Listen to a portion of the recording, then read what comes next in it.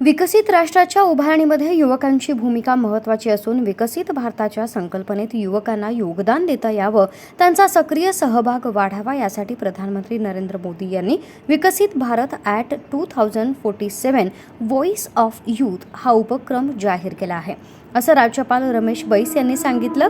मुंबई विद्यापीठाचा दीक्षांत वार्षिक समारंभ सोहळा राज्यपाल बैस यांच्या अध्यक्षतेखाली आणि उच्च व तंत्रशिक्षण मंत्री चंद्रकांत पाटील यांच्या प्रमुख उपस्थितीत आज झाला. या प्रसंगी विद्यापीठ अनुदान आयोगाचे अध्यक्ष प्रधान जगदीश कुमार प्रमुख पाहुणे म्हणून उपस्थित होते. तसंच कुलगुरू डॉक्टर रवींद्र कुलकर्णी, कुलगुरू डॉक्टर अजय भामरे, प्रभारी कुलसचिव डॉक्टर बळीराम गायकवाड, प्रभारी संचालक परीक्षा व मूल्यमापन मंडळ डॉक्टर प्रसाद करांडे उपस्थित होते. राज्यपाल बैस म्हणाले की सर्व यशवंत आणि गुणवंत विद्यार्थ्यांचं स्वागत करताना खूप आनंद होत आहे.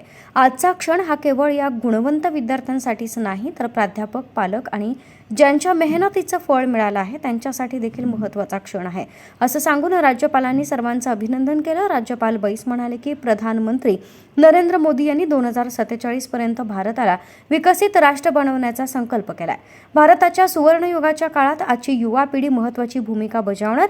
आज मिळालेल्या पदवीच्या माध्यमातून वेगवेगळ्या क्षेत्रात कर्तृत्व गाजवणार आहे. विद्यापीठातून पदवी घेऊन बाहेर पडणाऱ्या विद्यार्थ्यांवर आणि विद्यापीठावर देश घडवण्याची मोठी जबाबदारी आहे. मुंबई विद्यापीठानं 167 वर्षाचा गौरवशाली प्रवास केलाय. देशाच्या स्वातंत्र्याचा सूर्य उगवताना अनुभवलाय आणि 3 शैक्षणिक धोरणाची अंमलबजावणी सुद्धा केली आहे. सामाजिक व औद्योगिक क्षेत्राशी संबंधित अनेक उपक्रमांची पायाभरणी केली आहे.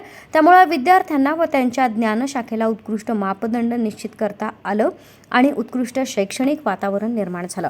जगभरात मुंबई विद्यापीठानं आपली ओळख निर्माण केली आहे. मुंबई शहर सांस्कृतिक एकात्मता, राष्ट्रीय एकात्मतेचं प्रतिबिंब आहे. येथील अथक कार्यसंस्कृती या शहराची वैशिष्ट्य आहे. या संस्कृतीला आत्मसात केल्यानंतर जगाच्या पाठीवर कुठेही गेला आणि कितीही आव्हानं आलं तरी ती आव्हानं यशस्वीपणे पूर्ण करण्याची ताकद या विद्यार्थ्यांकडे असेल. नवीन शैक्षणिक धोरणात आंतरविद्याशाखीय आणि बहुविद्याशाखीय संशोधन अनिवार्य करून समाजाच्या आणि मानवतेच्या विकासासाठी कटिबद्ध असलेले राष्ट्रीय शैक्षणिक धोरण तयार करण्यात आले आहे. यात कौशल्य विकास व रोजगार क्षमता आणि उद्योजकता वाढीला प्रोत्साहन दिलं आहे.